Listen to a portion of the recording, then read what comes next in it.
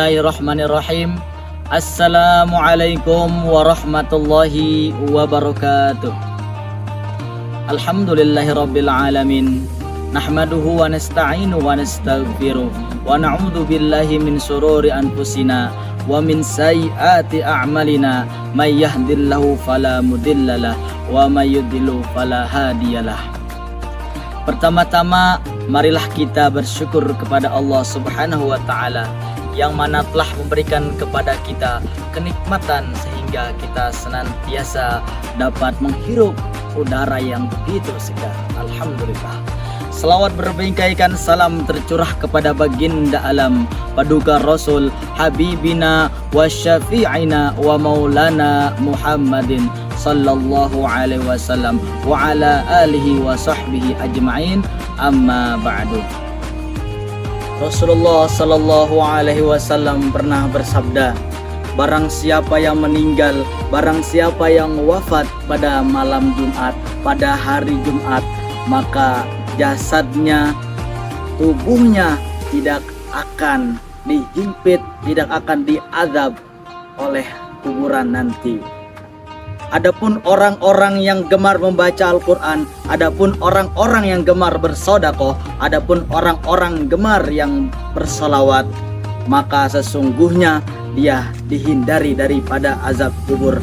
Adapun orang-orang yang sering bermaksiat kepada Allah, adapun orang-orang yang banyak dosanya, maka sesungguhnya kuburan adalah penjara pertama bagi manusia tersebut.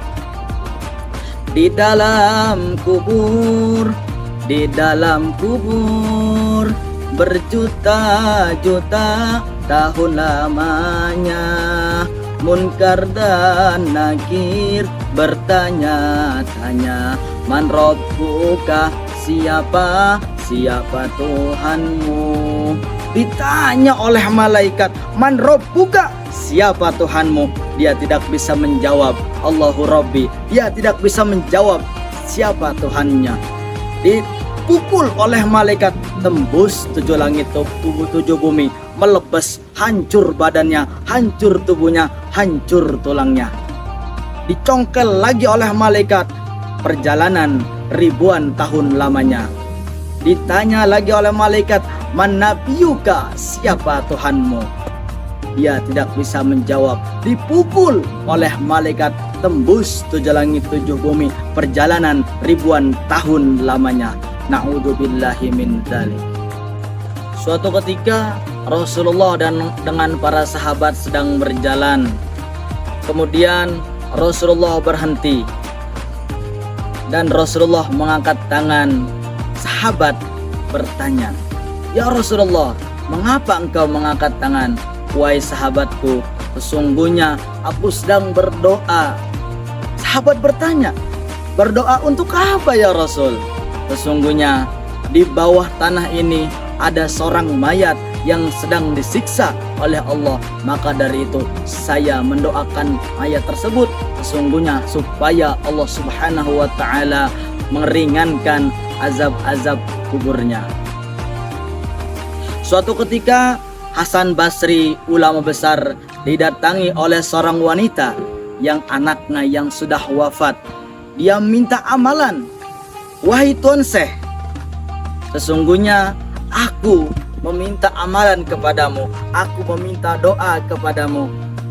Tuan Syekh bertanya, "Untuk apa wahai Tuan? Untuk apa?" Wanita itu pun menjawab, "Sesungguhnya anakku sudah meninggal beberapa tahun lalu. Aku ingin tahu keadaannya seperti apa." Setelah daripada itu, Tuan Syekh Hasan Basri memberikan amalan, memberikan doa. Untuk apa? Untuk seorang wanita tersebut bisa melihat anaknya di dalam mimpinya. Suatu ketika malam pun tiba, dia tertidur dan mengamalkan amalan-amalan yang telah diberikan oleh Tuan Syekh Hasan Basri. Dia bermimpi bahwasannya anaknya sedang disiksa oleh Allah Subhanahu wa taala, disiksa oleh para malaikat, lehernya dibelenggu, kakinya dibelenggu, tangannya dibelenggu. Bangun daripada tidurnya tersebut, wanita itu menangis. Keesokan harinya beliau datang kepada Tuan Syekh. Wahai Tuan Syekh, ketahuilah sesungguhnya anakku sedang disiksa. Wanita itu menangis di depan Syekh Hasan Basri. Kemudian Tuan Syekh pun ikut sedih, ikut menangis karena anak daripada wanita tersebut disiksa. Suatu ketika Tuan Syekh pun bermimpi bertemu dengan seorang anak daripada wanita tersebut. Aisyah pernah bertanya kepada Rasulullah, "Ya Rasulullah, apakah sedekah bisa membantu meringankan azab kubur? Apakah sedekah bisa meringankan azab kubur dan siksa kubur?" Rasulullah menjawab, "Wahai Aisyah, sesungguhnya sedekah bisa meringankan azab dan siksa kubur." Suatu ketika Syekh Hasan Basri bermimpi bertemu dengan seorang anak daripada wanita tersebut. Dalam mimpinya, anak tersebut bahagia, gembira, tidak disiksa seperti mimpi daripada ibunya tersebut. Syekh Hasan Basri bertanya, "Wahai Tuan Putri, mengapa engkau gembira? Mengapa engkau bahagia? Mengapa engkau tidak disiksa?" Anak daripada wanita tersebut berkata, "Wahai Tuan Syekh, sesungguhnya tadi ribuan orang berjalan di atas tanah, mereka berselawat. Disitulah Allah mengampuni kami, disitulah Allah meringankan azab-azab kubur yang kami terima. Disitulah semua azab kubur Allah hapus, disitulah dosa-dosa kami Allah ampuni. Maka dari itu, marilah kita perbanyak bersolawat kepada Rasulullah.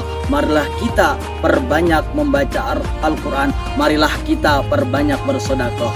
Marilah kita berselawat kepada Rasulullah Sallallahu Alaihi Wasallam. Maulaya salli wa sallim daiman abada ala habibika khairil khalqi kullihim. Sekian dari saya, kurang lebihnya mohon maaf. Apabila ada kata-kata yang salah, itu datangnya dari saya pribadi.